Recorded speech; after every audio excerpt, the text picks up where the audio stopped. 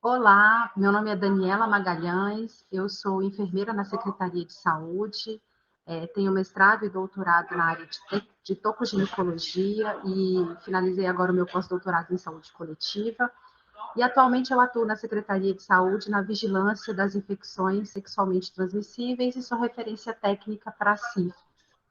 E hoje nós vamos falar um pouco sobre a atualização do protocolo das diretrizes clínicas e terapêuticas, especificamente para sífilis, em relação ao diagnóstico, tratamento, as principais manifestações clínicas, né, para uma melhor qualificação, né, do atendimento às gestantes, tanto no pré-natal de alto risco, como no risco habitual, sabendo que essa gestante, mesmo quando ela vai para alto risco, ela não perde a sua vinculação com a atenção primária. Bom, então os objetivos da aula de hoje é atualizar sobre o diagnóstico da sífilis, atualizar sobre o estadiamento da doença e sobre o manejo, né, dos usuários à luz do novo PCDT. Neste link que está aparecendo para vocês, vocês podem acessar, né, o protocolo de diretrizes clínicas para atenção integral às pessoas com infecções sexualmente transmissíveis, que foi atualizado agora em 2021. É um documento bem recente, que traz algumas mudanças importantes, mas que serão também apresentadas na apresentação de hoje. Então, qual que vai ser a metodologia? Nós vamos apresentar um pouco sobre a situação epidemiológica da sífilis no Distrito Federal, qual que é a etiologia da doença, os modos de transmissão, a sua classificação clínica, o diagnóstico, o tratamento, né, o manejo da gestante, e vamos discutir um pouco também sobre a sífilis congênita e a criança exposta à sífilis. Então, por que é importante nós monitorarmos, né, a dinâmica epidemiológica da sífilis?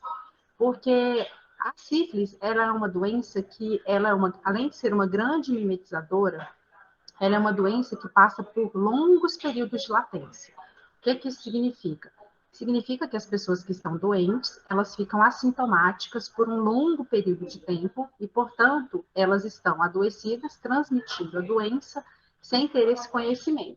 A quantidade de sintomáticos são aqueles realmente que buscam a unidade de saúde porque apresentam alguma alteração fisiológica e orgânica, eles têm possibilidade de serem tratados, diagnosticados e tratados, e com isso se interromper a cadeia de transmissão. O assintomático não. Então, essa imagem ela acaba ilustrando muito bem qual é a situação real da sífilis, onde eu tenho uma quantidade pequena de usuários e de pessoas que estão adoecidas com sintomas e uma massa de pessoas ali, né, submersa, que não tem diagnóstico. No DF, o coeficiente de detecção da sífilis adquirida, o coeficiente de detecção da sífilis em gestante e o coeficiente de incidência da sífilis congênita em menores de 1 ano, eles acabam tendo comportamentos diferentes. Eu tenho, desde 2016, né, um recorte dos últimos 5 anos, um aumento expressivo, né, da detecção da sífilis adquirida. Mas por que esse evento acontece? Porque a sífilis adquirida ela passou a ser uma doença de notificação compulsória em 2010. Então, hoje eu tenho uma demanda reprimida, um acúmulo de casos, né, que não eram diagnosticados antes de 2010, informados, né, ao sistema de saúde, e desde 2010, então, eles têm acesso a diagnóstico, que já tinham, mas eles também são informados às autoridades sanitárias. A sífilis em gestante segue a mesma tendência. Por quê? Porque a sífilis em gestante é uma sífilis adquirida em uma mulher que está no ciclo gravídico puerperal. Então, a gente observa esse aumento expressivo, o que é um bom sinal, por quê? Porque quanto mais eu identifico gestantes, mulheres durante o ciclo gravídico puerperal que estão doentes, eu tenho a chance de tratá-las e, com isso, eu diminuo o coeficiente de incidência da sífilis congênita, porque essa mulher vai chegar no momento do parto, é devidamente tratada e eu vou ali interromper a transmissão vertical. E então a gente observa nesse gráfico exatamente isso, né? Uma tendência de aumento da sífilis em gestantes e na sífilis adquirida e uma redução, né, na sífilis congênita. Mas ainda é um indicador que precisa ser melhorado. Em relação às regiões de saúde, que aqui no DF são 7 regiões de saúde, nós temos comportamentos diversos até por conta, né, do perfil epidemiológico, né, de cada região. Cada região tem suas diferenciações, tem um tecido social diferente, tem um perfil populacional diferente. tem uma rede de atenção à saúde diferenciada e isso acaba refletindo também no nosso indicador. Então, hoje a gente tem a região oeste, a sudoeste e a sul, e a leste, como as regiões, né, que têm o maior número de notificações de casos de sífilis em gestantes, né? E a gente também observa que nessas regiões, o aumento da notificação da sífilis em gestante tem, de alguma forma, se refletido na redução dos casos de sífilis congênita nessas regiões administrativas que compõem essas regiões de saúde. E aí, em relação ao coeficiente de incidência da congênita, a gente observa que muda um pouco a região. A região norte, a oeste e a sudoeste, elas são as regiões que têm o maior coeficiente de incidência, mas também são regiões que têm um volume populacional maior, né? São regiões que respondem por um maior número de partos, né? No DF, e aí a gente espera também que a gente tenha um coeficiente maior. Mas a gente observa essas regiões e já pensando, né, em quais ações podem ser implementadas ali para a qualificação do pré-natal, para que a gente melhore esses números. E por que eu falo do pré-natal? Porque a sífilis congênita, ela é o que a gente chama de evento sentinela da qualidade do pré-natal. Se ela acontece como desfecho de uma gravidez que foi devidamente acompanhada do pré-natal, significa que aconteceram falhas neste processo de cuidado. Então, é importante que a gente olhe, né, para a prática do profissional, né, para como esse pré-natal é conduzido, para além do número de consultas, né, que já é preconizado tanto pela Secretaria de Saúde como pelas autoridades de saúde internacional, como a Organização Mundial de Saúde. Então, o coeficiente de detecção da sífilis em gestante, comparado, né, com o coeficiente da sífilis congênita em menores de 1 ano, no ano de 2020, ele apresentou esse comportamento. Em regiões onde eu tive um maior número de coeficiente de detecção nas gestantes, eu observei uma diminuição no coeficiente de incidência de sífilis congênita. E, obviamente, que a nossa meta é buscar ampliar cada vez mais o coeficiente de detecção na gestante para reduzir o coeficiente de incidência da sífilis congênita. Para isso, a Secretaria de Saúde estabeleceu um plano integrado, né, para prevenção, vigilância e controle da sífilis no Distrito Federal, porque a gente compreende que a sífilis, a eliminação, o enfrentamento dela, a redução da sífilis congênita, ela é um dever de todos, ela constitui um grave problema de saúde pública e necessariamente aborda ações de promoção e prevenção, né, para a gente controlar esse agravo. Esse plano é estruturado em eixos, né, que perpassam tanto a atenção primária, a atenção especializada, as maternidades, o papel da logística na distribuição tanto de testes rápidos como da penicilina, benzatina, para o tratamento das mulheres, o apoio diagnóstico, né, com a oferta dos exames complementares para a elucidação diagnóstica, a assistência farmacêutica, a vigilância e a gestão. Então, quando a gente fala de sífilis, a gente fala de ações integradas para prevenção, para testagem, para tratamento, cura e controle da doença. Por quê? Porque a sífilis ela não gera uma imunidade natural, não há vacina para a sua prevenção.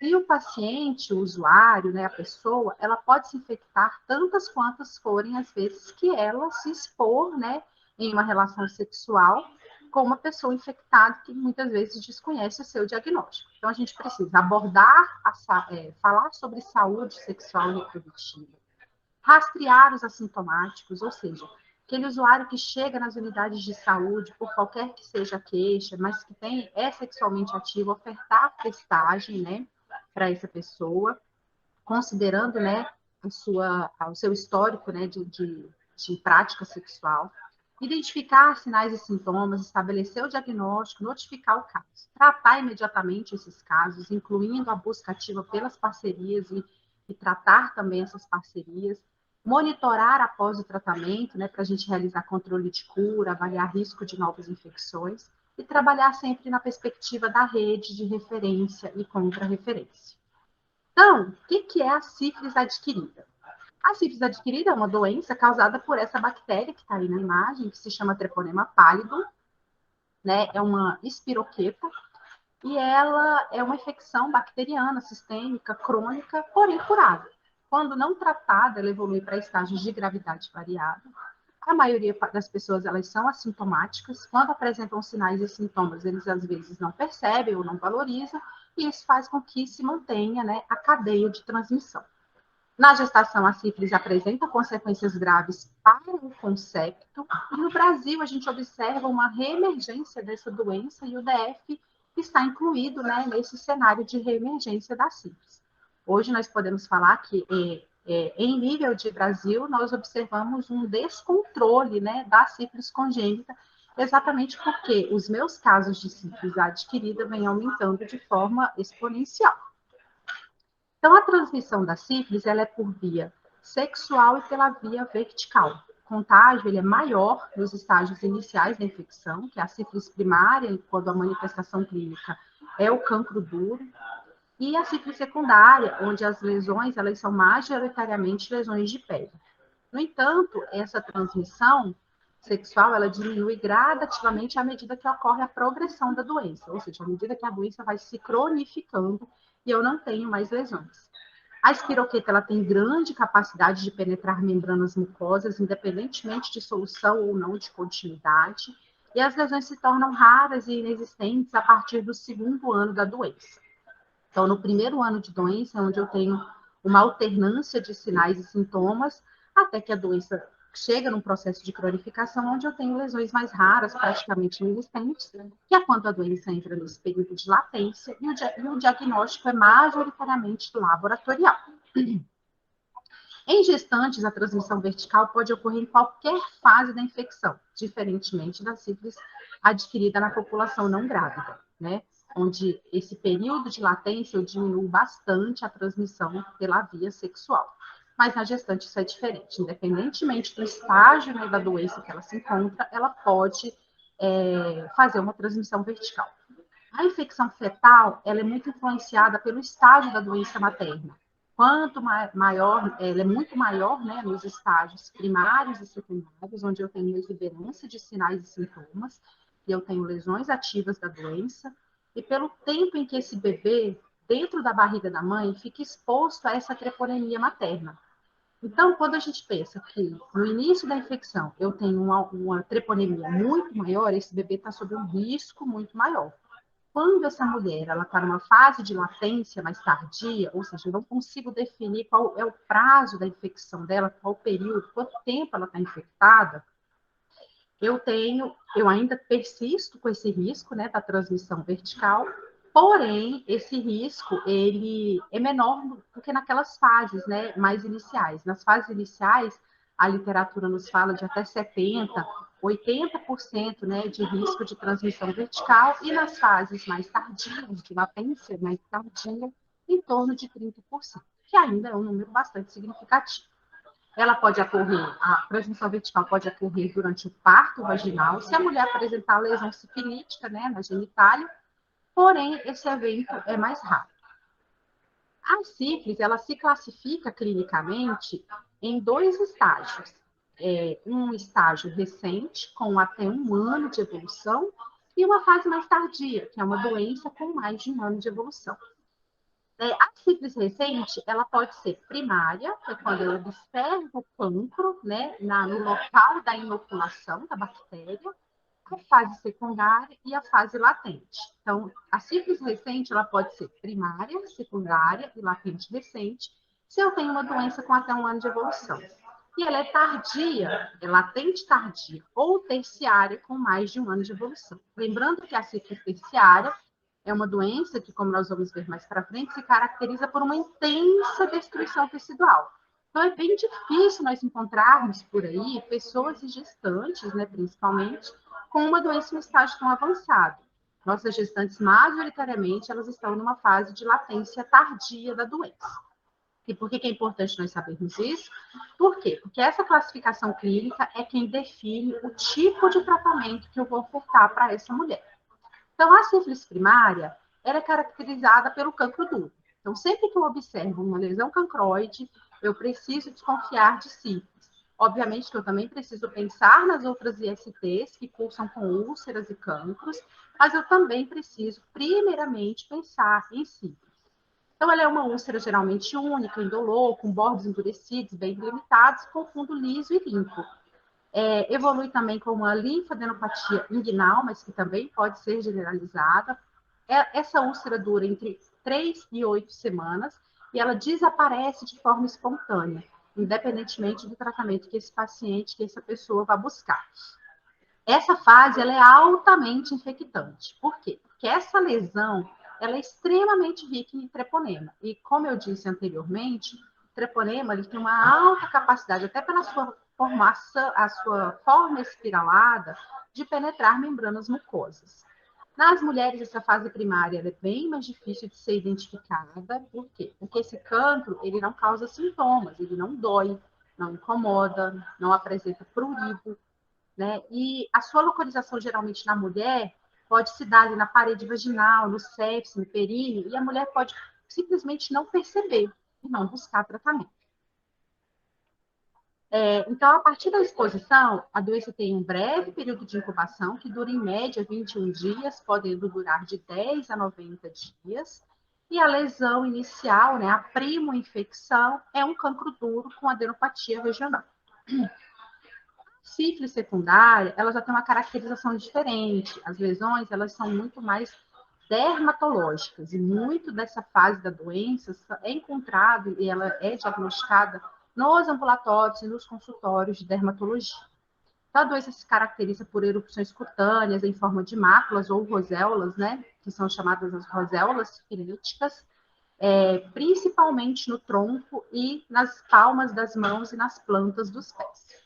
Né? Essas lesões elas podem ser escamosas, evoluir com placas eritematosas, são branco-acinzentadas, né? Ou hipertróficas, podem formar alguns tipos de condiloma, que é um condiloma mais plano, também conhecido como condiloma lata. Pode fazer alopecia em clareira ou madarose, que é a perda da sobrancelha, principalmente no terço distal. Cursa com outros sinais constitutivos, como febre, mal-estar, cefaleia, adinamia e linfadenopatia generalizada. Nessa fase, há uma intensa e significativa resposta imune e uma intensa produção de anticorpos contra o treponema. Então, na fase secundária, é onde eu encontro, normalmente, títulos mais altos, né? No VDRL, que é um dos exames que a gente utiliza para o diagnóstico da sífilis. Então, após o primeiro período de incubação com a sífilis primária, entre 6 semanas e 6 meses após a cicatrização do cancro, a doença entra na fase do secundarismo, onde eu tenho majoritariamente esses sinais e sintomas, né? A alopecia em clareira, um rasgo cutâneo, uma poliadenopatia regional, alopecia e o condiloma plano. Lembrando sempre que a lesão, né, principalmente essas lesões ulcerosas, elas acontecem principalmente nos locais de inoculação do treponema. Então, as lesões palmoplantares, elas são bem clássicas, praticamente patogonomônicas para a sífilis. A alopecia em clareira tem mais ou menos essa apresentação clínica, e isso varia de pessoa para pessoa, né? A roséola e as lesões em mucosas.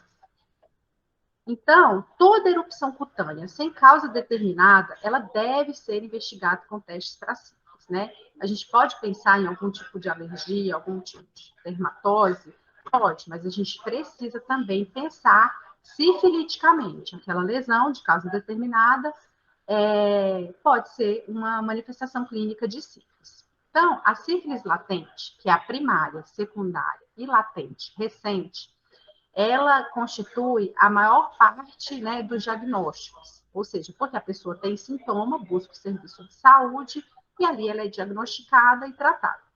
Aproximadamente 25% dos pacientes não tratados, eles vão intercalar lesões do secundarismo com períodos de latência, ou seja, são aqueles períodos onde a pessoa não tem sintoma nenhum. Essa fase tem uma duração variável, né? Esse momento de intercalar, né, lesões do secundarismo com os períodos de latência. E esse diagnóstico, quando eu estou no período de latência, assintomático, ele é realizado exclusivamente por meio dos testes sorológicos. Já a sífilis terciária ocorre em aproximadamente 15 a 25% das infecções não tratadas, ela tem um período variável de latência entre 1 e 40 anos, então a gente está falando de uma evolução de doença sem tratamento de muitos anos, né? Até porque ela se caracteriza por essa intensa destruição tecidual. É comum o acometimento do sistema nervoso central e cardiovascular. No entanto, nem todo comprometimento do sistema nervoso significa terciarismo de doenças, porque nós vamos ver mais para frente que a neurosífilis ela pode acontecer em qualquer fase da infecção, mas ela é sempre apresentada de forma didática, né, ao final, então dá a entender que ela é uma manifestação clínica de terciarismo mesmo. Lesões cutâneas que são bem diferenciadas das lesões do secundarismo, porque são lesões gomosas, muito ricas em treponemas, que são tumorações, né, com tendência à liquefação, né, e essa acomete também muitas mucosas, ossos e qualquer outro tecido. Então, ela pode se caracterizar por manifestações ósseas, como as periostites, né, as sinovites, as artrites, lesões cardiovasculares, com estenose de coronária, aortite, aneurisma de aorta, e as lesões neurológicas, como meningites, gomas cerebrais, atrofia de nervo óptico, né, lesão do sétimo par craniano, e até mesmo manifestações psíquicas, irritáveis dorsais e até quadros demenciais. Por isso que a sífilis ela é considerada uma grande mimetizadora, porque na fase secundária ela mimetiza infecções de pele, infecções cutâneas, e na fase terciária ela mimetiza outras manifestações do sistema nervoso central. E aí, se não houver uma investigação diagnóstica, né, uma anamnese bem elaborada e bem feita, a gente pode não pensar na sífilis no primeiro momento. Por isso que é tão importante nós pensarmos sifiliticamente. Então, a sífilis terciária, ela acomete principalmente esses órgãos, né? E a neurosífilis, ela é quando a doença acomete o sistema nervoso central. Ela pode ser observada já nas fases iniciais da infecção, e o diagnóstico é dado por um conjunto de achados clínicos, alterações do líquor, né, com a presença de um VDRL, né, titulável nesse líquor. E, às vezes, também com alterações de celularidade, principalmente proteinorraquia e leucocitose. Ocorre um intenso envolvimento ocular. Normalmente, os quadros de neurosífilis se apresentam inicialmente como uveíte e paralisia de nervos cranianos, mas existe aí também, como está descrito na lâmina, uma infinidade de outras manifestações clínicas que precisam, né, chamar a nossa atenção, né, para pensarmos que, além das outras hipóteses diagnósticas, também precisamos pensar em sífilis. Então, esse é um quadro resumo, onde eu falo sobre os principais estágios, né, os estágios clínicos da sífilis adquirida e as manifestações clínicas que eu espero acontecer. E aí eu gostaria de reforçar que eu só posso falar de sífilis primária se eu tiver a visualização do cancro, né, da úlcera genital. De outro modo, eu não tenho que falar de sífilis primária. Sífilis primária é sinônimo de cancro duplo. E como é que eu faço o diagnóstico dessa doença? Para o diagnóstico da sífilis, eu preciso de um teste rápido treponêmico e de um teste não treponêmico, que na nossa realidade é o VDRL. Então, a combinação desses dois testes, né, me dá como resultado final um diagnóstico ou não de sífilis. Então, os testes treponêmicos hoje no mercado, o ELISA, ensaios por quimiluminescência, fluorescência direta, que é indireta, que é o padrão ouro para o diagnóstico de sífilis, que é o nosso conhecido FTA-ABS, testes de aglutinação e os testes imunocromatográficos, que são os testes rápidos que nós temos disponíveis hoje nos nossos serviços. 85% dos casos, né, os testes treponêmicos vão permanecer reagentes por toda a vida. Por isso, eles não são indicados, né, para o monitoramento da resposta ao tratamento, uma vez que ele vai ficar positivo para o resto da vida. Em quais situações ele pode negativar? Nas fases mais iniciais da doença, onde eu estabeleço um tratamento precoce, aí sim eu posso observar uma negativação dos testes sorológicos, imunológicos. Esses testes rápidos, eles têm como vantagem serem de fácil execução. Eles dão os resultados em até 30 minutos, mas a depender do laboratório, esse tempo, né, de resultado ele pode variar.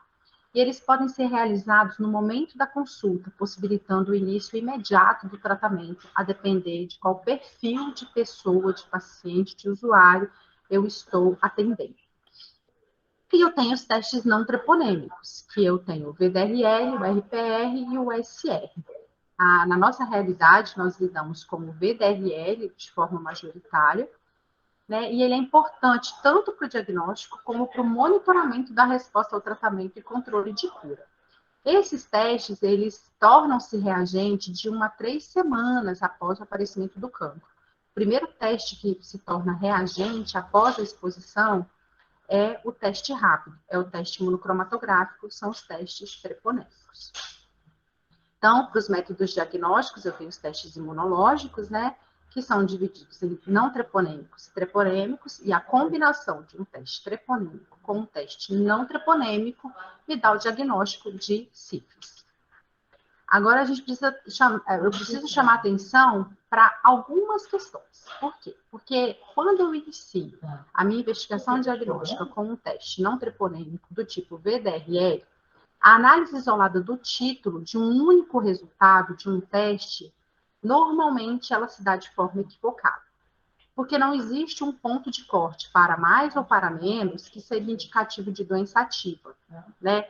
Ou seja, eu não posso assumir que um teste de VDRL com o título de 1 para 2 ou 1 para 4 não seja uma doença ativa, né? Ou que seja um indicativo de falso reagente ou de inatividade da doença, que é lido como cicatriz sorológica. Então, a gente precisa incorporar a ideia de que altos títulos nos testes não treponêmicos, mas que estão em queda, podem ser encontrados em pacientes adequadamente tratados. Até porque a queda dessa titulação após o tratamento, ela depende muito da resposta do indivíduo ao tratamento, e isso varia de pessoa para pessoa. Então, títulos baixos, eles podem ser encontrados em 3 situações. Ou na infecção recente, ele é o segundo teste que vai positivar, então ele vai ter uma curva de ascensão um pouco mais lenta. Por quê? Porque depende da resposta imunológica do indivíduo, da capacidade de produção de anticorpo desse indivíduo. E estágios tardios da infecção, né? Sífilis tardia e sífilis terciária, latente tardia. E casos de pessoas adequadamente tratadas, mas que não atingiram a negativação. Então, mesmo após o tratamento adequado, e na ausência de uma reinfecção, as pessoas podem apresentar tanto um teste rápido como um VDRL ainda reagente ou VDRL titulável. Esse fenômeno ele pode ser temporário ou persistente, ou seja, ao longo da vida, se a pessoa não se expor novamente, não se infectar novamente, esse título pode negativar, mas caso não negative, essa não negativação é o que a gente chama de cicatriz sorológica. Então, os testes treponêmicos, por sua vez, eles permanecem quase sempre reagentes, né, por toda a vida, apesar de um tratamento adequado. Contudo, diante de achados clínicos epidemiológicos, na ausência de tratamento documentado, eles são indicativos de doença ativa. Ou seja, eu estou ali diante de uma pessoa que tem uma exposição sexual desprotegida, uma pessoa que tem um status sorológico desconhecido, né? Ela tem um teste rápido reagente, ela não tem um histórico anterior, nem de sífilis nem de tratamento. E esse tratamento precisa ser devidamente documentado. Então, eu estou muito provavelmente, eu estou diante de uma doença ativa. Ainda assim, é indispensável que eu solicite o teste não treponêmico, o VDRL, para o acompanhamento sorológico. Então, esse é o curso da sífilis não tratada. Então, eu tenho uma exposição, e ali entre 10 e 90 dias, né, com uma média de 21 dias, eu tenho o surgimento do cancro. Então, os primeiros testes ali que vão positivar, na parte de cima do quadro, são os testes treponêmicos. Note que ele, muitas vezes, ele positiva antes mesmo da primeira manifestação clínica. Então, eu posso ter um teste rápido reagente em uma pessoa que está infectada e ainda não desenvolveu úlcera genital. Então, após a cicatrização, né, dessa lesão, entre 3 e 8 semanas, a doença entra num período de secundarismo. E as primeiras manifestações clínicas ocorrem ali por volta de 6 semanas a 6 meses. E aí, após essa exuberância de lesões secundárias, a doença entra numa fase de recrudescimento, de latência, mas que neste primeiro ano de evolução de doença, pode acontecer um recrudescimento das lesões do secundarismo. Então, ela vai alternar períodos de remissão e exacerbação. Após um ano da infecção, a doença entra numa fase de latência, uma fase assintomática. E até um ano de evolução, eu tenho uma sífilis latente recente. Após um ano de evolução, ainda sem sintomas, porque aí na fase tardia eu realmente não terei manifestações clínicas até que a doença entre na fase secundária, que a gente fala aí de pelo menos 10 anos de evolução de doença não tratada a partir da sífilis primária. Aí sim eu vou ter um longo período sem sintomas, o diagnóstico é majoritariamente imunológico, e a fase final da doença é a sífilis terciária, com essa exuberância aí de manifestações clínicas com intensa destruição tecidual. Então, esse é o comportamento, é o curso clínico da doença sem tratamento à luz dos testes imunológicos. Então, quando eu falo de diagnóstico, eu tenho que ter a combinação dos exames, como eu disse anteriormente. Eu tenho que ter um teste rápido, que é um teste treponêmico, e um teste não treponêmico, que pode ser o VDRL. Eu posso iniciar o fluxo diagnóstico por qualquer um dos testes. No entanto, a gente recomenda, né, e as melhores práticas, né, e o próprio PCDT recomenda, que essa investigação seja sempre iniciada com um teste rápido. Até porque nós temos uma disponibilidade maior e é um teste que não requer estrutura laboratorial para sua execução. Então, quando eu tenho dois testes de diferentes metodologias, né, um treponêmico e um não treponêmico, reagentes, eu tenho um diagnóstico de sífilis confirmado. E esse é o fluxo, né, diagnóstico da sífilis. Eu tenho uma amostra, eu vou realizar um teste treponêmico, rápido ou laboratorial, preferencialmente o rápido, e se eu estiver diante de um resultado não reagente, é uma amostra não reagente para anticorpos treponêmicos, porque eu estou falando de um teste específico, que vai identificar anticorpos antitreponêmicos. Agora, se esse teste rápido tem um resultado reagente, eu vou realizar o teste não treponêmico. Eu vou submeter essa amostra a um VDRL. Se esse resultado for reagente, então eu tenho uma amostra reagente para anticorpos treponêmicos e para anticorpos não treponêmicos com titulação. É muito importante que esse VDRL venha com uma titulação. E essa titulação, ela é sempre uma amostra diluída num fator de diluição 2, né? E esse resultado vai ser fornecido em valor de títulos, né? Que é a última titulação que apresenta a reação de floculação, que apresenta a reatividade. Então, se você recebe o exame com uma titulação 1:64, significa que na diluição, né, essa combinação de fatores deu um título de 1:64. Esse é o título do diagnóstico, né, do VDRL. Agora, se essa amostra é não reagente, ou seja, eu tenho um teste rápido reagente, né, para anticorpos treponêmicos e um VDRL não reagente, ou seja, essa amostra não identificou anticorpos não treponêmicos. Então, o que se faz diante dessa situação? Porque eu não tenho um diagnóstico de sífilis nessa situação. Eu preciso realizar um terceiro teste treponêmico, mas a metodologia dele tem que ser diferente da metodologia do teste rápido, que é uma metodologia por imunocromatografia. Qual é esse teste? Atualmente, na nossa realidade, é um teste de hemaglutinação. Então, eu submeto a amostra a um segundo teste treponêmico de metodologia diferente do primeiro, e o resultado do fluxo diagnóstico ele vai se dar pelo resultado desse segundo teste treponêmico. Então, se o resultado é não reagente, eu tenho uma reatividade inicial para anticorpos treponêmicos, não confirmado por uma amostra não confirmado, né? E a amostra ela é não reagente para anticorpos não treponêmicos. Então, eu considero como falso reagente esse teste rápido inicial, porque eu fiz uma contraprova. Agora, se esse resultado é reagente, eu tenho uma amostra reagente para sífilis com anticorpos treponêmicos e anticorpos não treponêmicos com titulação. É muito importante termos em mente esse fluxo, porque não é incomum o profissional fazer o teste rápido, ele apresentar como reagente, faz o VDRL, ele se apresenta como não reagente, e a gente não solicita o teste de confirmação diagnóstica, que seria esse segundo treponêmico, né? Existe, inclusive, orientações internas da Secretaria de Saúde, a partir de notas técnicas, que orientam, inclusive, qual é o código para se pedir esse teste. Então, é muito importante a gente ter em mente que, diante de uma discordância sorológica entre um teste rápido e um teste de VDRL, eu preciso ter um terceiro teste. E esse terceiro teste é um treponêmico, mas a metodologia dele tem que ser diferente do primeiro. E aí, qual que é a interpretação em conduta diante de um diagnóstico? Se eu tenho um primeiro teste rápido, reagente, e um segundo teste, VDRL, reagente, eu tenho um diagnóstico de sífilis. Então, eu vou classificar o estágio clínico, né, que é definido a partir do tempo de infecção, e se essa pessoa tem histórico ou não de tratamento. Se eu tenho uma confirmação documentada de histórico de tratamento, ou seja, eu sei quantas doses de penicilina tomou, qual o intervalo entre essas doses, e a documentação dos VDRLs mensais ou trimestrais, no caso da gestante, esse VDRL é mensal, com a observação da flutuação do VDRL sempre em queda ou se mantendo em títulos mais baixos, eu tenho sim uma cicatriz sorológica.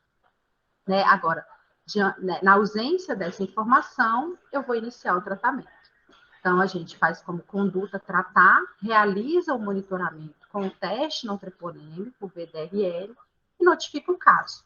Se eu confirmar a cicatriz sorológica, apenas orientação, porque não há por que se notificar, né? Não há a orientação para a notificação de cicatriz sorológica. Já se eu tiver a situação de um teste rápido, né, como o primeiro teste, reagente, e um VDRL não reagente, então a gente precisa realizar o terceiro teste treponêmico com a metodologia diferente do primeiro. Se reagente, ou é um diagnóstico de sífilis, ou é uma cicatriz sorológica, considerando, né, as condições que eu já falei anteriormente. Se não reagente, a gente vai considerar o resultado como falso reagente para o teste rápido, e eu vou excluir o diagnóstico de sífilis.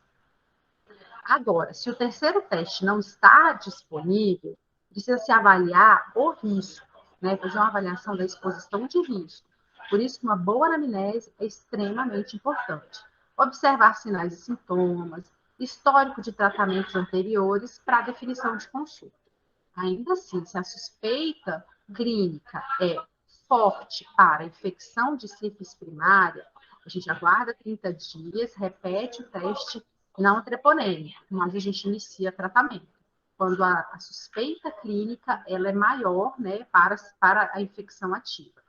Até porque a gente precisa ter em mente que nós tratamos pessoas e não exames, né? Então, a gente precisa tratar, monitorar com o VDRL, notificar se a suspeita é realmente de sífilis. Caso confirme cicatriz sorológica, apenas orientação.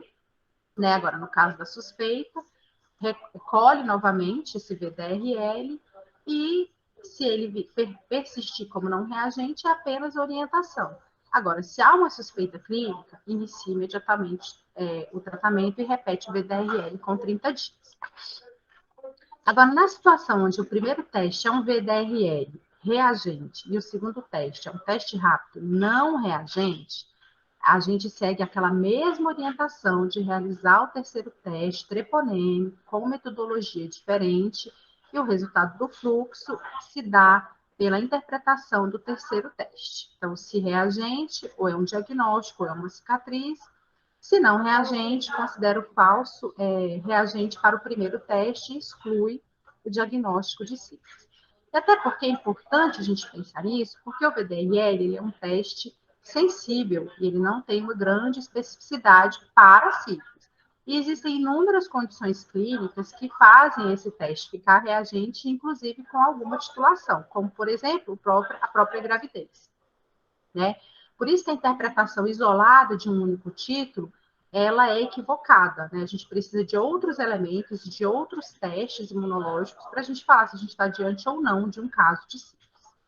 Então, a conduta nessa situação é, se o terceiro teste treponêmico ele é reagente, tratar, realizar um monitoramento e notificar o caso.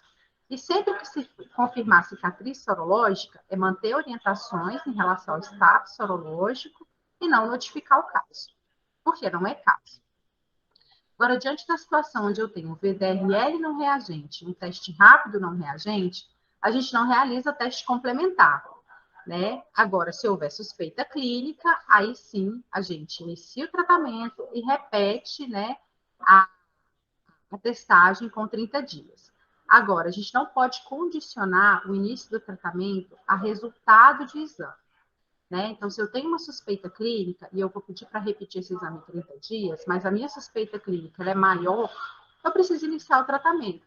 E ainda assim repetir esse teste com 30 dias. A clínica ela é soberana. Né? E aí, então, para eu falar de um diagnóstico de sífilis, eu tenho que saber identificar manifestações clínicas, saber solicitar os testes sorológicos, saber executar os testes e saber interpretar esses testes. Eu tenho que suspeitar o tempo todo. Pensar-se criticamente. Então, mais uma vez, a gente apresenta aqui os estágios clínicos, e eu estou reforçando muito isso, por quê? Porque esse estadiamento clínico, essa classificação clínica, ela determina tratamento. E sempre que não for possível inferir a duração, ou seja, eu não sei se eu estou diante de uma sífilis latente recente, porque a pessoa está assintomática e nunca soube de um diagnóstico prévio de sífilis, nunca se submeteu a um tratamento, eu estou diante de uma sífilis de duração ignorada e eu vou tratá-la como uma sífilis latente tardia.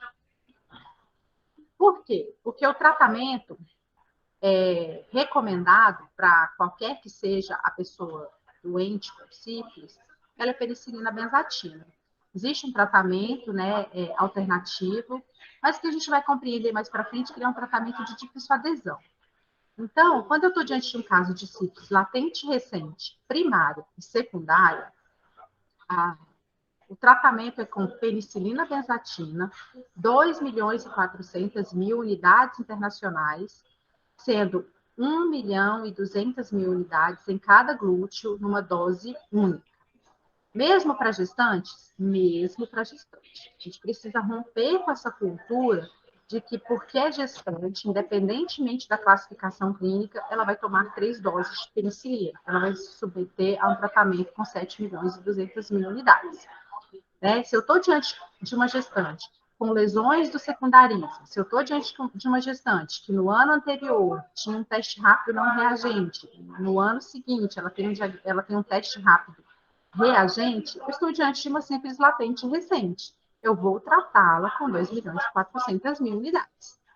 Agora, se a classificação clínica é latente tardia, terciária ou pós-terciária, lembrando que é bem mais raro encontrarmos gestantes com nessa fase clínica da infecção, o tratamento é com 7.200.000 unidades internacionais, sendo 1.200.000 em cada glúteo, uma vez por semana, por 3 semanas. Né? Por isso que eu reforço. Saber classificar clinicamente a doença é importante porque eu vou saber tratar adequadamente. Eu não vou dar menos penicilina, mas eu também não vou dar mais penicilina. E principalmente nas gestantes, né? É mais raro encontrarmos gestantes com uma latente recente, mas mesmo quando encontramos, né, a partir da história clínica e dos resultados sorológicos, elas ainda são submetidas a hipertratamento. Atenção! Recomenda-se o tratamento imediato com penicilina benzatina após apenas um teste positivo, seja ele o teste rápido, treponêmico, ou não treponêmico, VDRL, para as seguintes situações: gestantes, vítimas de violência sexual, pessoas com chance de perda de segmento, ou seja, que não vão retornar aos serviços, que não estão vinculadas à equipe, ou que estão em territórios sem cobertura. Essas pessoas precisam ser tratadas imediatamente com qualquer que seja o teste positivo. Pessoas com sinais e sintomas de sífilis primária ou secundária e pessoas com testes reagentes sem diagnóstico prévio de sífilis. Então, inicia-se o tratamento com qualquer que seja o teste positivo nessas situações. Por isso que a gestante, na abertura do pré-natal, ela já é testada, e caso o teste rápido seja reagente, a gente já inicia o tratamento e solicita, preferencialmente, colhe o VDRL. Né? Por quê? Porque dificilmente essa gestante tem uma documentação adequada do tratamento anterior. né? Aquilo consta nos registros de prontuário eletrônico, seja do ESUS ou do TRECCARE, e assumirmos que apenas aqueles registros de VDRL que muitas vezes encontramos no TRECCARE, é uma cicatriz sorológica, é um risco muito grande, né? Por quê? Porque eu não tenho a outra parte, né, da classificação de cicatriz sorológica, que é o registro adequado do tratamento que ela foi, ao tratamento que ela foi submetida. Não é aceitável a falha de doses, portanto, é importantíssimo que se reforce a adesão. Fazer busca ativa das gestantes faltosas que não completaram o tratamento, né? Criar mecanismos de controle, né, do serviço, né, para que ele se organize para receber essa gestante que vem completar o seu tratamento. E aí, existe um tratamento alternativo, né, que é feito com doxiciclina, 100 miligramas, 2 vezes ao dia, por 15 dias, se é uma latente recente primária e secundária, e se é uma latente tardia terciária, doxiciclina, 100 miligramas, 2 vezes ao dia, por 30 dias. É um tratamento que não está recomendado para gestantes, né, mas pode ser realizado em pessoas com alergia severa à penicilina, que não seja gestante, o gestante segue um outro fluxo, mas sabendo que é um tratamento com uma difícil adesão, porque são 15 dias de antibiótico terapia ou 30 dias de antibiótico terapia, com grande possibilidade de abandono desse tratamento. Então, o ideal é que se trate realmente todo mundo com penicilina benzatina. Existe uma reação, né, que é um evento que pode ocorrer durante as primeiras 24 horas após a administração da penicilina, e ela acontece especialmente na fase primária e secundária da doença. Ela é caracterizada por uma exacerbação das lesões cutâneas, com eritema, dor ou prurido, mal-estar geral, febre, artralgia, mas que são reações, né, que regridem espontaneamente após 12 ou 24 horas. Ela pode ser controlada com o uso de analgésico simples, né, e não é indicativo de descontinuar o tratamento, porque muitas vezes essa reação é confundida com reação alérgica à penicilina. Contraindicação absoluta para o não uso da penicilina reação alérgica grave, reação anafilática, que é um evento extremamente raro. Existem outras drogas que também causam anafilaxia, com uma proporção muito maior do que a própria penicilina. Pessoas com prescrição de tratamentos, elas devem ser alertadas quanto à possibilidade da ocorrência dessa reação, né? Devem ser orientadas que não se trata de uma reação à droga, né? De uma reação à penicilina, mas que é uma reação da penicilina aos treponemas que estão ali circulando, que causam, né, essa reação. As gestantes que apresentam essa reação, elas podem, né, ter um risco de trabalho de parto prematuro pela liberação de altas doses de prostaglandinas. Então, elas precisam ser monitoradas mais de perto caso essa reação aconteça, né? Essa parte eu vou pular, porque fala sobre a administração da penicilina na atenção básica, né? Por um tempo houve uma certa resistência dos profissionais, mas hoje isso já está posto, consolidado, a maior parte das nossas gestantes, com algumas exceções, são tratadas majoritariamente na atenção básica, né? E qual que é o tratamento da neurocífilis? Que é a infecção do sistema nervoso central pelo treponema. A droga de primeira escolha é a penicilina cristalina, né? Entre 18 a 24 milhões de unidades dia, né, com doses de 3 a 4 milhões EV a cada 4 horas ou infusão contínua por 14 dias. A neurocífilis é de tratamento intra-hospitalar, não há possibilidade de tratar a neurocífilis em âmbito ambulatorial ou na atenção primária. E o tratamento alternativo, ele é com ceftriaxona 2 gramas EV uma vez ao dia, entre 10 a 14 dias, até a normalização do líquido, né? Então, o tratamento da neurocífilis, ele é intra-hospitalar, porque a medicação, ela é intravenosa, de infusão contínua, né? E aí não tem como fazer em regime ambulatorial mesmo. As parcerias sexuais das pessoas com sífilis. Esse é um grande imbróglio, né, que a doença nos traz. Por quê? Porque a gente pode se deparar com situações de divergência sorológica. Eu tenho um parceiro com teste rápido, né, com reagente, com diagnóstico de sífilis, e o outro com testes imunológicos não reagentes.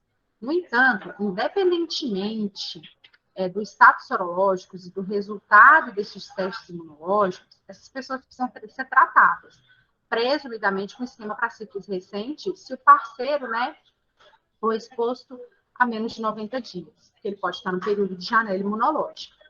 Agora, se essa exposição tem mais do que 90 dias, o tratamento é presumido como latente tardio. Ou seja, independentemente do estado sorológico, eu preciso considerar o tempo da exposição para estabelecer o tratamento.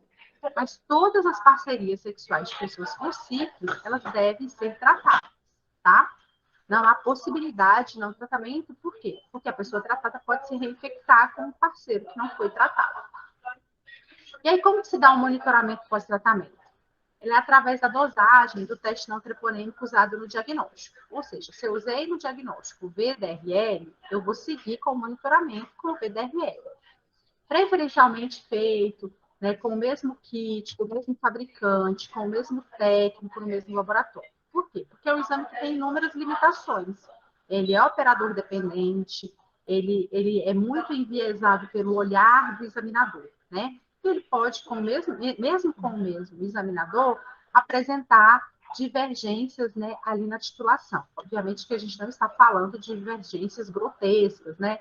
Em um dia o título está 1 para 64 e no outro dia o título está 1 para 1024. Não são divergências neste nível, mas divergência de um título, né? Estava 1 para 16, foi para 1 para 32. Pode haver, né, uma variação de menos um título ou mais um título, sem que isso tenha importância clínica, sem que realmente signifique uma reinfecção ou falha no tratamento. Então, esse monitoramento pós-tratamento nas gestantes, ele é mensal, né, e na população não grávida, né, a cada 3 meses. 3 meses após o tratamento, 6, 9, 12. Incluindo as pessoas que vivem com HIV.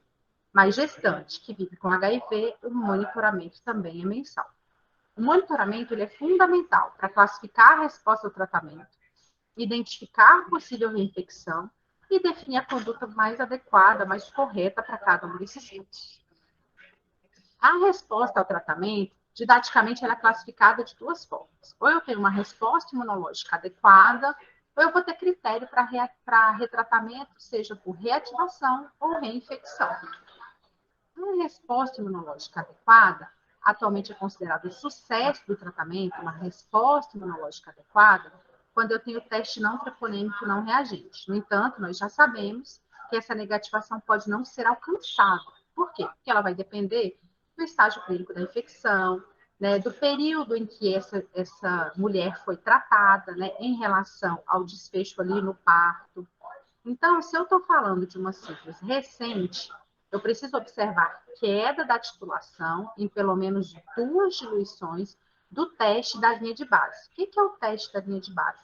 É aquele teste que foi colhido lá no diagnóstico, no dia que iniciou o tratamento.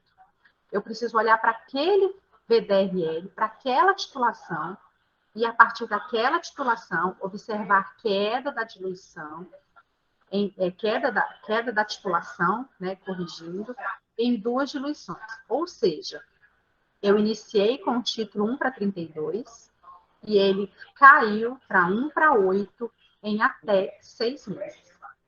Eu vou chamar mais uma vez a atenção para esses detalhes, que muitas vezes na prática clínica passam despercebidos.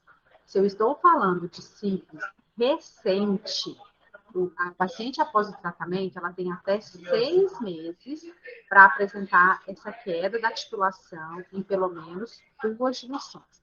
Isso significa que esse título vai cair 4 vezes, né? Ele foi de 1 para 32 para 1 para 16. Lembra que eu falei que uma variação para mais ou para menos, ela é esperada em um título e uma diluição? Isso não tem significado clínico. Eu não posso ainda falar de alta cura. Mas, se ela apresentou uma queda de 1 para 8, ou seja, o título caiu 4 vezes, em até 6 meses, numa sífilis latente, recente, uma doença com até 1 ano de evolução, aí sim eu falo de critério alta cura. Mas existem outros fatores que eu preciso considerar. O tempo em que essa mulher foi tratada. Vamos supor que ela foi diagnosticada no 2º trimestre. Até o parto, ela provavelmente vai alcançar esses 6 meses em que eu esperaria a queda da titulação, em 4 vezes. No entanto, eu observo uma queda mais acentuada em pacientes mais jovens e que já tem no VDRL de base títulos mais altos. Então, títulos mais baixos normalmente demoram mais tempo para cair. E isso também, gente, a queda dessa titulação depende da resposta imunológica do indivíduo, né? Então, nem toda paciente vai apresentar uma queda da titulação em 2 diluições, ou seja, uma queda de 4 títulos, né? Nesse título inicial, após 6 meses de tratamento. Eu preciso olhar para essas outras condições, né? E sempre lembrar que títulos mais baixos, vamos supor, o primeiro título dela foi 1/8. Pode persistir durante todo o pré-natal após um tratamento adequado, e eu descartei a reinfecção, e isso não necessariamente significa falha no tratamento. Já na sífilis tardia, essa queda da titulação em pelo menos 2 diluições do teste da linha de base, ele atinge a negativação ou a queda, né, em 4 títulos em até 12 meses. A maior parte das nossas gestantes são classificadas e se encontram nesse estágio clínico da infecção, uma sífilis latente tardia. O curso de uma gravidez normalmente é 9 meses, mas ela tem 12 para atingir a queda ou a negativação. Então, a gente precisa considerar que essa urgência em observar essa queda da titulação pode não acontecer numa latente tardia de uma gestante que foi adequadamente tratada, né? Porque ela tem até 12 meses para atingir. Existem mulheres que vão atingir essa queda, mesmo na latência tardia, com títulos mais baixos, e existem mulheres que não vão atingir. Então, mesmo que ocorra a resposta imunológica adequada ao tratamento, esse segmento ele deve permanecer até 12 meses. Lembrando que na gestante ele é mensal até o parto, e após o parto ele é trimestral. Porque o objetivo desse monitoramento é observar, né, se eu teve uma possível reativação ou reinfecção. A reativação ele é um evento mais raro. Então, quais são os critérios para eu retratar? Quando eu não observo redução da titulação, né, em 4 títulos, no intervalo de 6 meses, se é uma latente recente, primária ou secundária, ou em 12 meses, se é uma sífilis tardia, após o tratamento adequado. Agora, lembrando que eu também preciso considerar qual trimestre gestacional aquela mulher foi tratada, né? E se não houve reinfecção, né? Ou se eu observo um aumento da titulação em 2 diluições, ou seja, um aumento de 4 vezes do título inicial, ou se eu tenho persistência ou recorrência de sinais e sintomas clínicos. Eu preciso excluir reinfecção e recomendo essa investigação de neurocífilis. Lembrando que a neurocífilis, ela se caracteriza por manifestações clínicas. A principal, normalmente, os quadros se abrem com uveites. O que é diluição e título? Como é que a gente diferencia essas duas coisas? Essa figura está no PCDT, eu trouxe para essa apresentação porque eu considero ela extremamente importante, porque há muito equívoco na leitura do VDRL. Há muito erro de leitura do VDRL. Então, o título é a reatividade da amostra num fator de diluição 2. E as diluições, ela representa cada um desses tubos de ensaio que estão demonstrados na imagem. Então, uma diluição é quando eu faço de 1/64 para 1/32. Isso é uma diluição. 2 diluições é quando eu vou de 1/64 para 1/16, ou vice-versa. Então, quando eu falo que o critério de cura, de resposta imunológica adequada, é observar a queda da titulação em 2 diluições, eu estou dizendo que eu preciso observar uma queda de 4 vezes no título. Ou seja, ele estava lá inicialmente como 1/64, ele foi para 1/16. Esse título diminuiu 4, né? Agora ele foi de 1/64 para 1/32. Esse título diminuiu 2 vezes, diminuiu em uma diluição. E essa variação de um título em uma diluição, ela é operador dependente. Não necessariamente tem um significado clínico. Isso precisa ficar muito claro. Por quê? Porque ela depende do olhar do examinador. né? E o mesmo examinador, em diferentes momentos, pode examinar aquele título e dar um resultado diferente para mais ou para menos em uma diluição.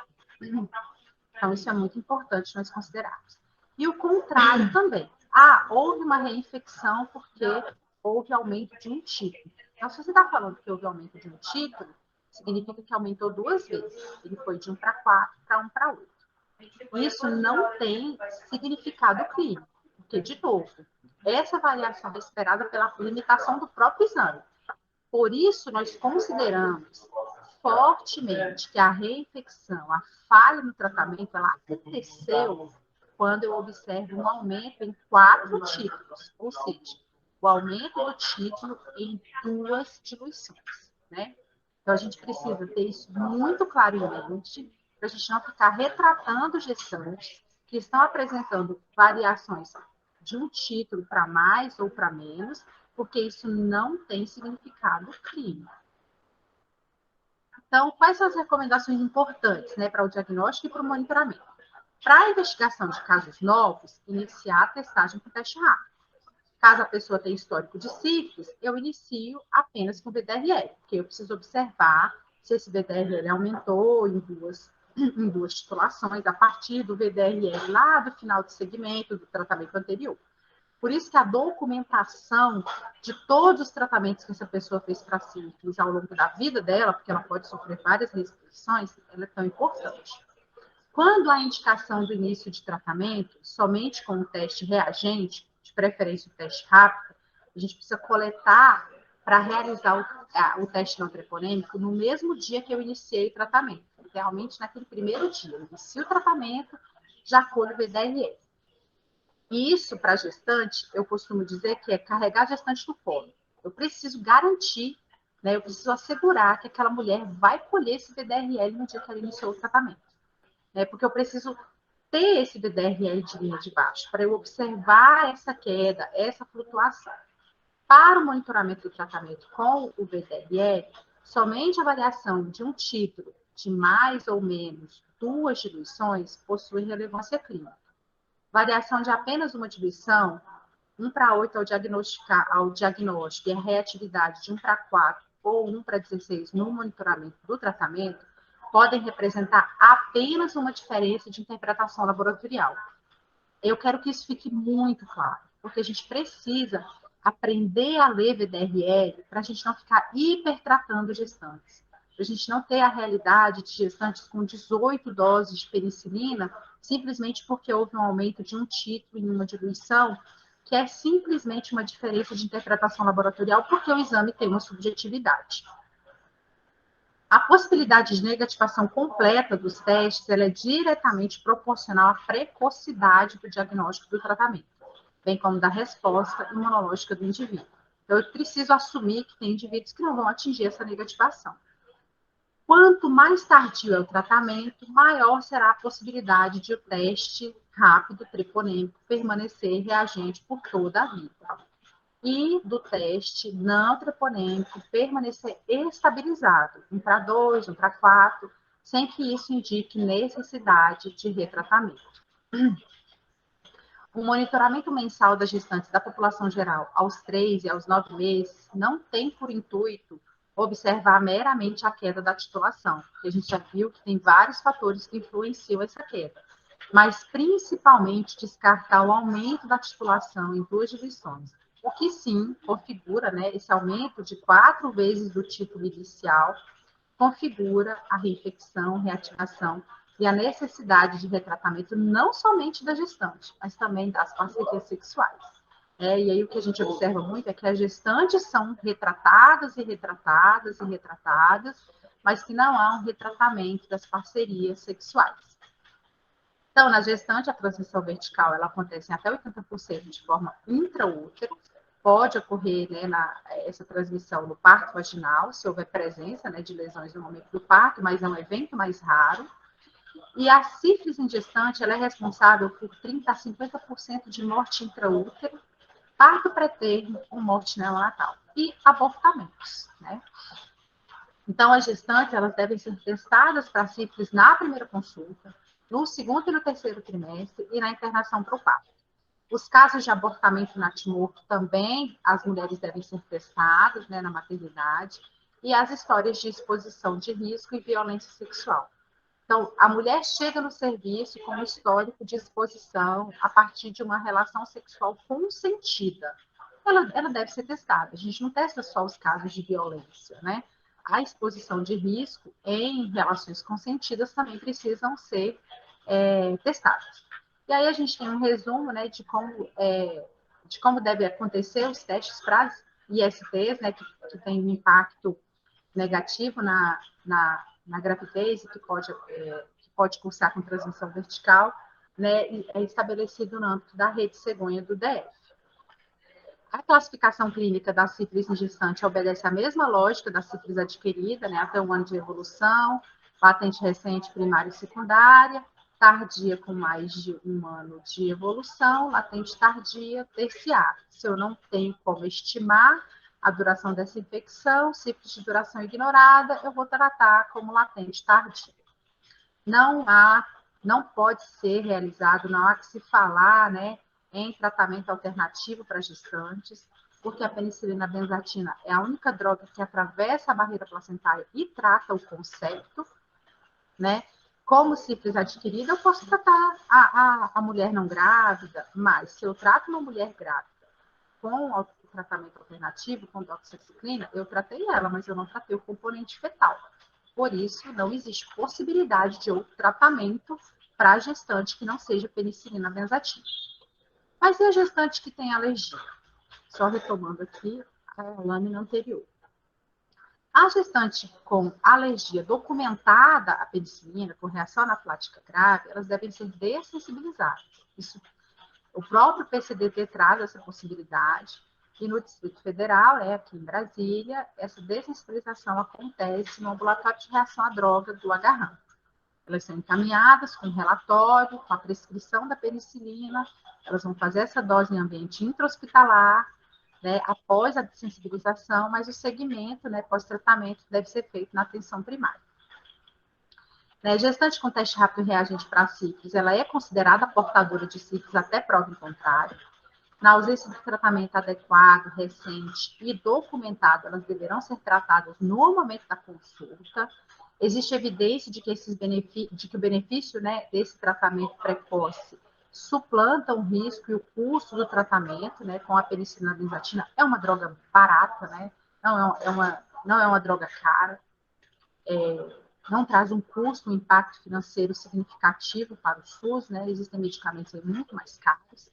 Ainda nesse contexto, deve ser solicitado, preferencialmente colhido, o teste não treponêmico, o VDRL, que vai ser o VDRL do diagnóstico e de base, para o segmento sorológico. O retardo do tratamento faz com que o profissional perca tempo e a oportunidade de evitar a transmissão vertical. Ou seja, eu não posso condicionar o início do tratamento dessa gestante diante de um teste rápido reagente ao resultado do VDRL. Então, a gente inicia o tratamento da gestante com teste rápido positivo, sem relato de tratamento anterior. Mas a gente não pode aceitar somente o relato verbal. Ela precisa ter a documentação desse tratamento. Seja no cartão da gestação anterior, que dificilmente as gestantes guardam, né? As mulheres guardam.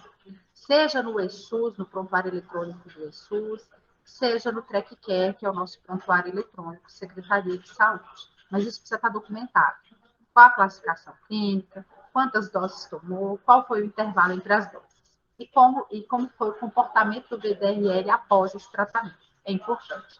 Não ter isso documentado, só tem um relato verbal, não posso reconhecer como cicatriz sorológica, eu vou tratar novamente como se fosse uma nova infecção. O monitoramento clínico da gestante é mensal até o termo, após o parto ele é trimestral e precisa ser seguido até 12 meses a partir do início do tratamento, né?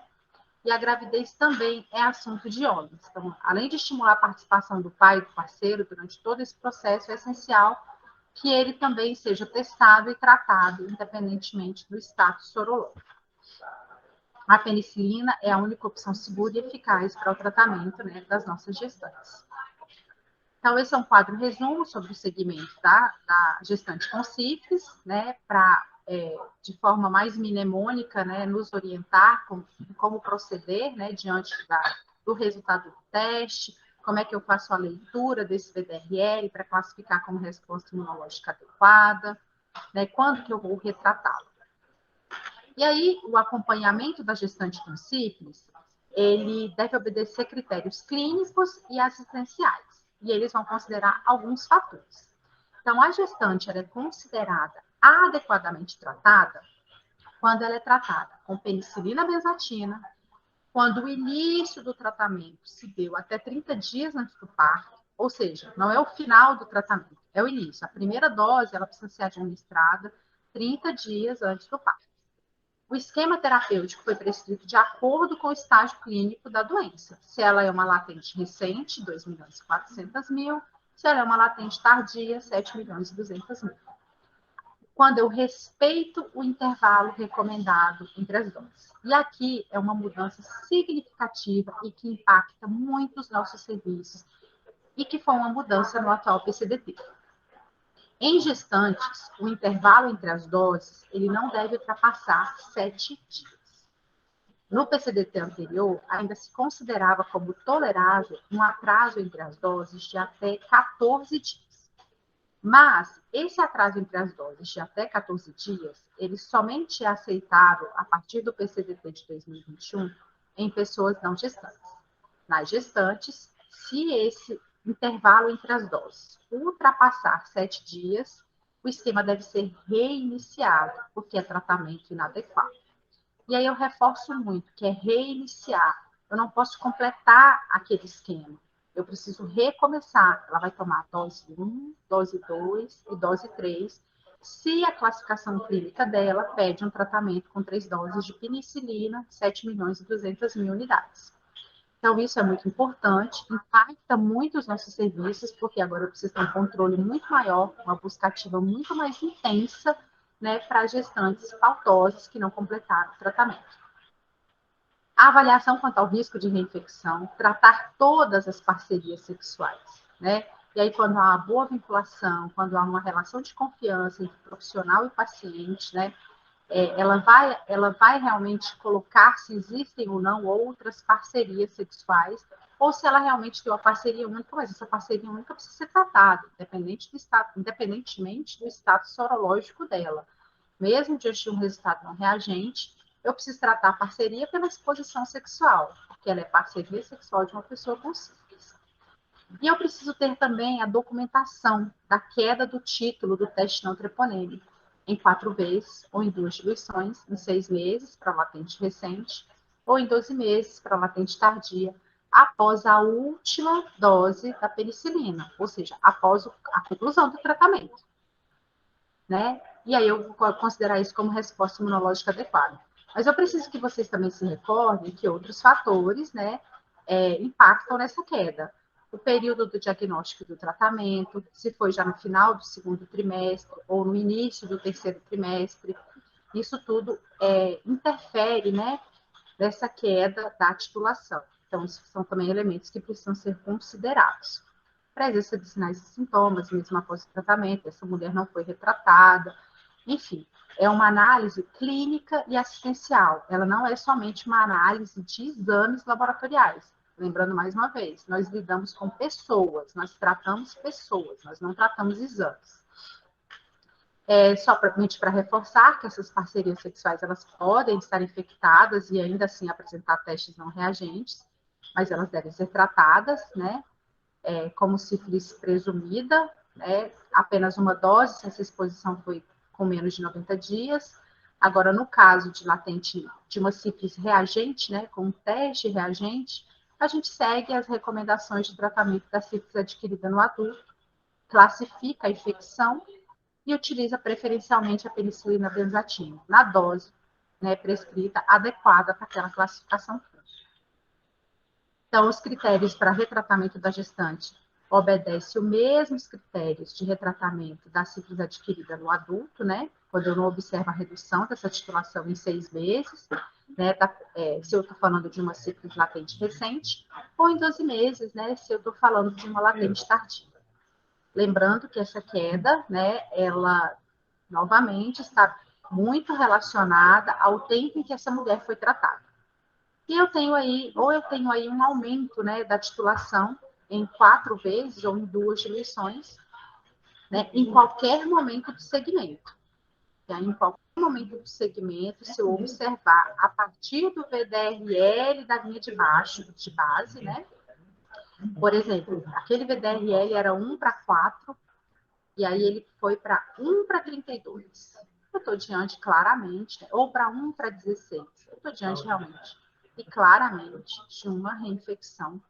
E quando eu observo persistência ou recorrência de sinais e sintomas, né, em qualquer que seja o momento desse segmento. Mais uma vez, esse monitoramento ele não tem o intuito somente de avaliar a queda, mas principalmente de descartar o aumento em 4 vezes, né, o que configuraria a reinfecção ou reativação.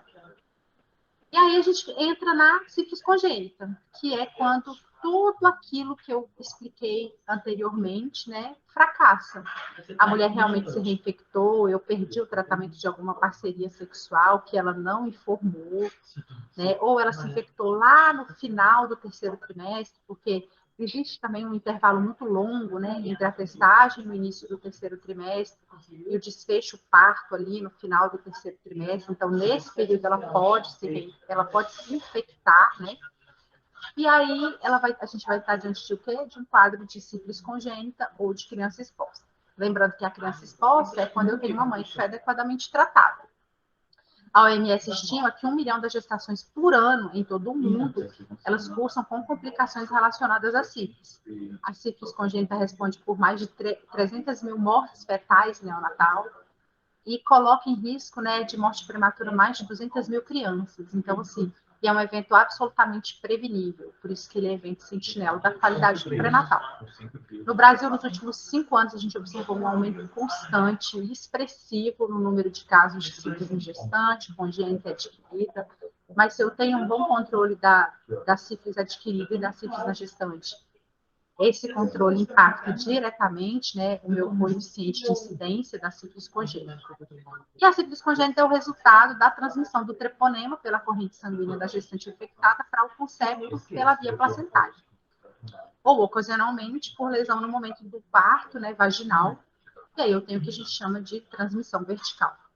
A maioria dos casos acontece porque a mãe não foi testada durante o pré-natal, e aí, consequentemente, não foi tratada, ou porque ela recebeu um tratamento não adequado durante a gestação. Ela, como eu já falei, a transmissão vertical ocorre em qualquer estágio, né, da infecção materna, né, ela tem sido diagnosticada, né, a sífilis congênita, em apenas 1 a 2% das mulheres que foram adequadamente tratadas, então o tratamento é muito efetivo durante a gestação. Quando eu comparo, né, com gestantes que não foram tratadas, que eu tenho quase 100%, né, de infecção congênita. 40% dessas gestações de mulheres que não foram tratadas resultam em aborto espontâneo.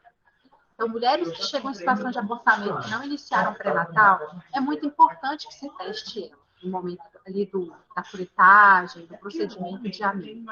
Porque a causa desse abortamento pode ser uma sífilis que não foi diagnosticada e tratada. E aí, né, a gente não tem mesmo por cultura investigar as causas de abortamento espontâneo, até porque é um número esperado, né, desse evento na população. Mas a gente precisa, como eu disse lá no início, pensar criticamente. Estima-se que na ausência de tratamento eficaz, 11% das gestações vão resultar em morte fetal a termo, 13% em partos prematuros ou com baixo peso ao nascer, e pelo menos 20% eles vão apresentar sinais sugestivos de sífilis congênita. Ela é uma doença que pode ser prevenida, sendo possível, inclusive, alcançar a eliminação. O estado de São Paulo caminha já para a eliminação da transmissão vertical da sífilis, eles já conseguiram a eliminação da transmissão vertical do HIV. O DF, sendo uma unidade da federação menor, com uma rede menor, também pode perfeitamente alcançar, né, essa eliminação. A implementação das estratégias efetivas do diagnóstico precoce do tratamento da sífilis em gestantes e das suas parcerias é a principal ação, né, que a gente precisa buscar, perseguir, para que a gente alcance a eliminação. Além disso, o risco dos desfechos desfavoráveis à criança ele será mínimo, né, se essa mulher recebe um tratamento adequado e precoce durante a gestação. Então, para o diagnóstico da sífilis congênita, eu preciso considerar o VDRL da mãe e da criança, colhido no mesmo momento, concomitantemente, né, no momento do parto, o histórico materno da sífilis quanto ao tratamento na gestação, essa mulher tratou, não tratou? Como é que foi esse tratamento? Ele é adequado?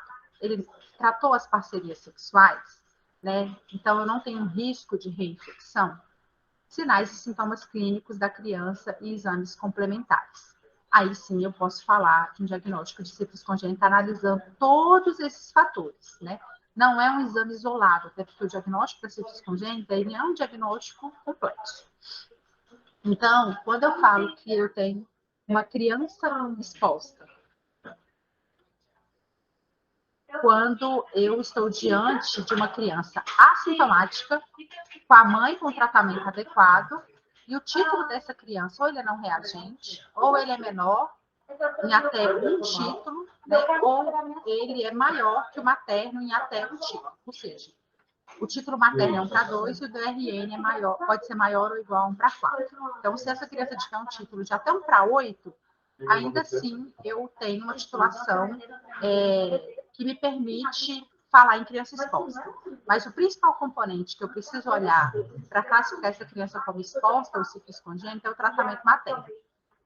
Criança que tem mãe com tratamento adequado, num primeiro momento, e ela é assintomática, ela é uma criança exposta.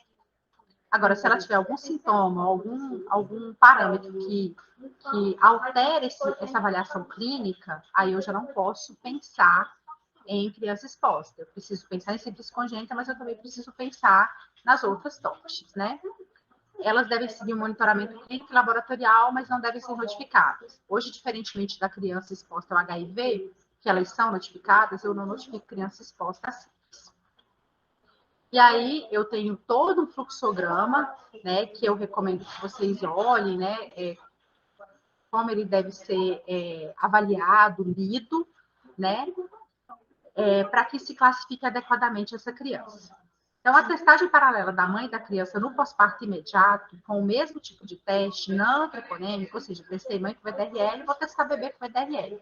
Configura o melhor cenário para determinar o significado dos achados sorológicos. Então, a presença de sinais e sintomas ao nascimento, considerando que 70%, 80% das crianças nascem assintomáticas, depende do momento da infecção uteruterina e do tratamento que foi feito durante a gestação. Então, se eu tenho uma mãe que foi tratada adequadamente, eu vou realizar o teste não treponêmico da mãe e do bebê ao mesmo tempo e vou olhar o título. Lembrando que esse teste não treponêmico do recém-nascido não deve ser colhido do cordão umbilical. Então, se esse teste não treponêmico da criança, ele é menor do que o da mãe, ele é não reagente, ou ele é maior em pelo menos 2 diluições que o materno, e ela tem um exame físico normal, eu estou diante de uma criança exposta a sífilis, que não tem necessidade de tratamento imediato, ela deve ser seguida na atenção primária, na puericultura. Então, o título do bebê pode ser maior do que o da mãe, mesmo ela sendo adequadamente tratada? Pode. Pode ser maior, sem que isso signifique, né, uma infecção congênita. Então, do universo das crianças, né, dos recém-nascidos, eu posso ter nascidos de mães com histórico de sífilis que receberam tratamento ou não. Eu tenho a criança que nasceu exposta a sífilis, que é um RN que a mãe teve diagnóstico durante o pré-natal, mas foi adequadamente tratada. Eu não notifico, eu simplesmente faço uma avaliação clínica e vou manejar, né, como uma criança que foi exposta a sífilis e que precisa ser seguida na atenção primária e na puericultura. Agora, se eu tenho um recém-nascido com sífilis congênita, é uma mãe que ela teve o diagnóstico de sífilis no parto, ou no puerpério, ou no pré-natal, mas ela ou não recebeu tratamento, ou ela não foi tratada de forma adequada. Essa criança eu vou notificar, eu vou realizar a avaliação e manejo clínico, eu vou tratá-la com penicilina intra-hospitalar antes da aula.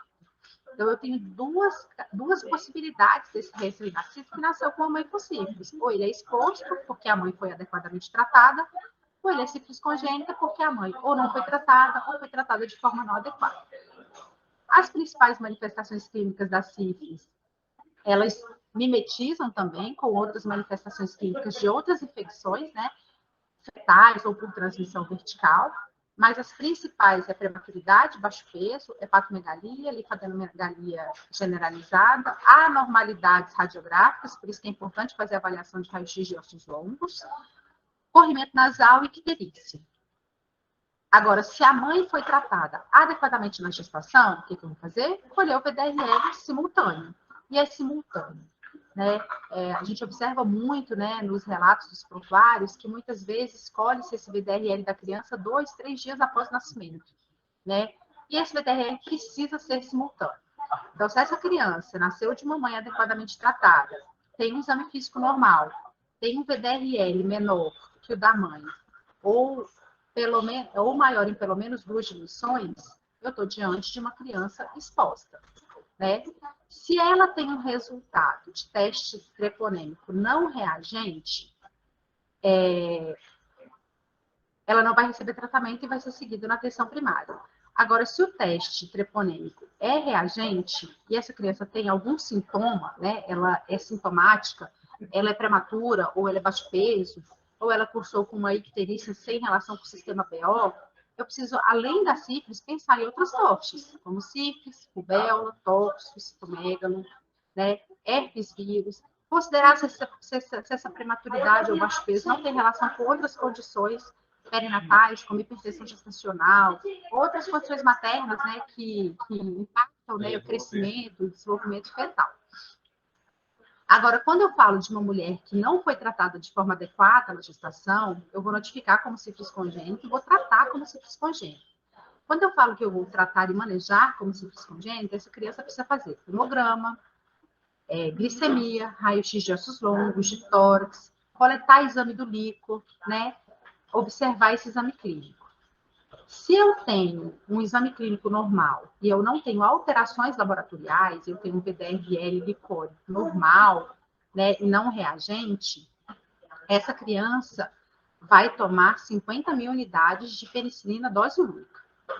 Agora, se o líquor é normal, mas ela é sintomática e tem alterações em os exames, como, por exemplo, raio-x de ossos longos, o hemograma alterado, uma glicemia alterada, aí eu vou tratar como uma sífilis congênita sem neurocífilis, penicilina cristalina ou penicilina procaína, que é IM. Agora, toda alteração licórica, independentemente da sintomatologia ou do valor do PDRL, o único tratamento que cabe a essa criança é com penicilina cristalina. Por quê? Porque ela vai tratar aquele líquor ali que está infectado ou que tem alguma alteração de celularidade. Então, a conduta da criança exposta é a única situação em que não é necessário tratamento da criança, né, num primeiro momento. Ela é assintomática, a mãe foi adequadamente tratada, o teste treponêmico é não reagente, ou reagente com diluição menor, ou até uma diluição maior que o materno. Essas crianças não são notificadas. Elas devem ser seguidas na atenção primária. Né? Agora, o tratamento da congênita. A congênita é toda criança que nasceu de uma mãe, ou que não foi tratada, ou que foi tratada de forma não adequada. Isso é definição de caso, para fins de vigilância. Com exame físico normal, exames complementares normais e teste treponêmico não reagente ao nascimento, essa criança que nasceu de uma mãe que não foi tratada, ou foi tratada de forma não adequada, mas ela é assintomática, não tem alteração laboratorial, e o VDRL não reagente, o BP, ela vai usar 50 mil unidades intramuscular em dose única. Somente essa criança vai tomar bezetacil na maternidade, 50 mil por quilo de peso em dose única. Agora, a criança que tem alterações, seja no exame físico ou laboratorial, sem alteração licórica, ela vai tomar ou procaína, IM, ou bezetacil potássica, cristalina, IP. E aí precisa ter muita atenção, porque até uma semana de vida é de 8 em 8 horas, com mais de uma semana de vida, né, toma de... Aliás, até a criança que vai tomar penicilina cristalina, 50 mil unidades IV, precisa se considerar o tempo de vida dela. Porque ela toma essa dosagem de 12 em 12 horas se ela tem menos de uma semana de vida. Com mais de uma semana de vida, esse esquema passa para de 8 em 8 horas e o esquema é 10 dias, seja de procaína, seja de cristalina. E sempre que houver atraso da dose superior a 24 horas, reinicie o tratamento. E a penicilina cristalina é a única opção no caso das alterações licóricas, seja de celularidade, proteinorraquia ou leucocitose, leucopenia, ou seja, porque eu tenho VDRL titulável no líquido. Eu tenho um VDRL reagente no líquido. Então, esse é todo o fluxo, né, em relação ao manejo dessa criança com sífilis congênita ou da criança exposta. E é essencial garantir o segmento de todas essas crianças, independentemente da avaliação inicial. Ou seja, tão importante quanto a gente tratar todas as crianças, mesmo as expostas, como a gente muitas vezes observa no nosso cenário, tão importante quanto tratar elas na maternidade é garantir um segmento adequado. Porque pode haver falhas nesse tratamento que foi estabelecido na maternidade, essa criança necessitar de um novo retratamento. E as crianças que tiveram alteração licórica, mesmo tratadas com penicilina cristalina, precisam ter o líquido reavaliado a cada 6 meses, até a normalização desse líquido, né? Então, tão essencial como tratar todo mundo, considerar todo mundo como sífilis congênita, até mesmo por avaliações equivocadas do VDRL, é importante que você segure o segmento, seja para os expostos, seja para as crianças com sífilis congênita. Então, na maternidade, todas as crianças que a mãe tem histórico de sífilis ou não, elas vão realizar, aliás, as mães realizam um teste rápido na maternidade, independentemente de ter tido ou não sífilis, né, na gestação. E as crianças cujas mães tiveram sífilis, né, durante a gestação, elas vão realizar teste rápido. Então, se recomenda fazer teste rápido para esses bebês, porque pode haver transferência passiva de anticorpos maternos e isso dá um resultado falso reagente, né, nas crianças. Só faz teste rápido para sífilis na criança com 18 meses, a partir dos 18 meses, né? E quando que eu falo de falha de tratamento da sífilis congênita? Quando eu tenho a persistência da titulação, né, do teste não treponêmico após 6 meses de vida. Ou seja, aquela criança apresentou um título ao nascimento de 1 para 4, ela recebeu o tratamento na maternidade, porque ela foi classificada como uma criança com sífilis congênita, e o segmento dela, ele é trimestral. Então, ela colhe, né, novamente o VDRL com 30 dias, e depois com 3 meses, 6 meses, 12 meses. Se após o nascimento, após os 6 meses de idade, durante esse segmento, ela persistir com esse título de 1 para 4, com o título do nascimento, ou com o título de 1 para 2, ou seja, que não reduziu, porque essa variação, como a gente já aprendeu, ela é interpretação laboratorial, eu posso falar de falha do tratamento.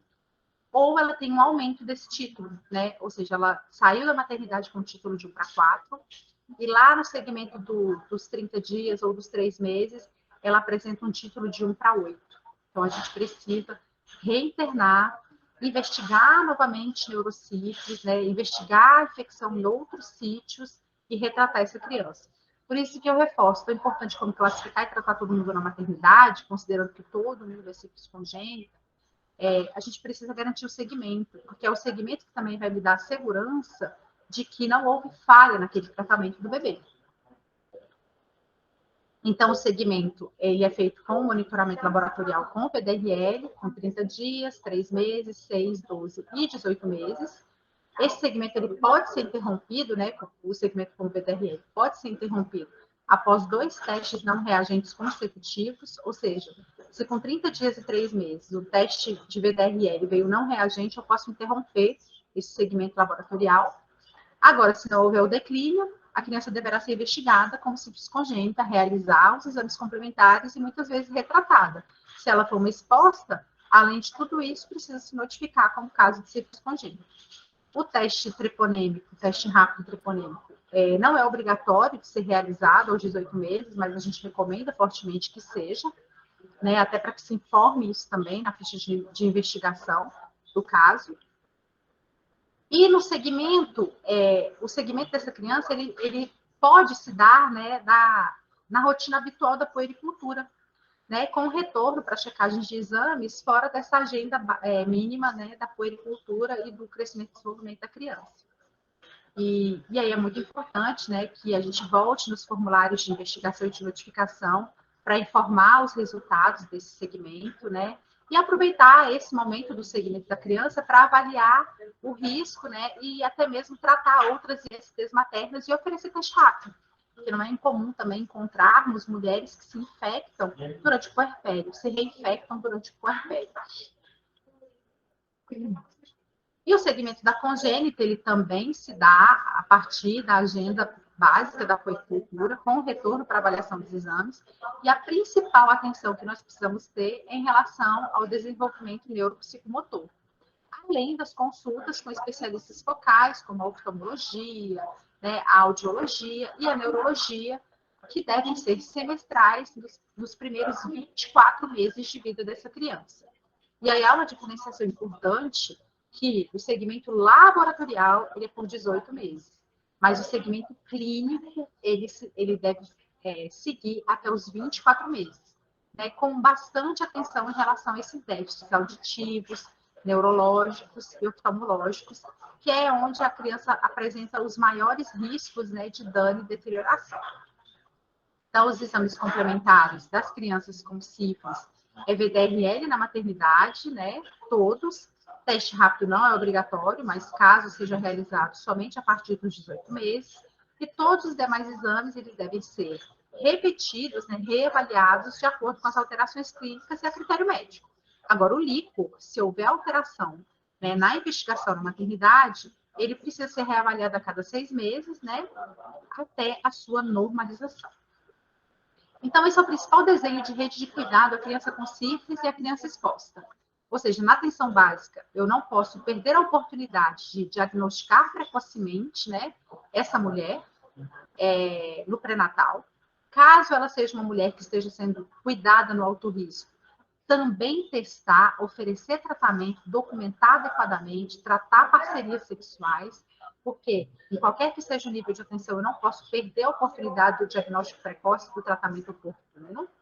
Na maternidade, casa de parto, também há perdas de oportunidade se eu pego mulheres em situação de abortamento ou mulheres em situação de violência que futuramente podem engravidar e estarem doentes, né, e só terem acesso ao diagnóstico e tratamento por ocasião da gestação, né? A gente precisa incorporar na nossa prática, né, a testagem massiva de mulheres em idade fértil, da população geral.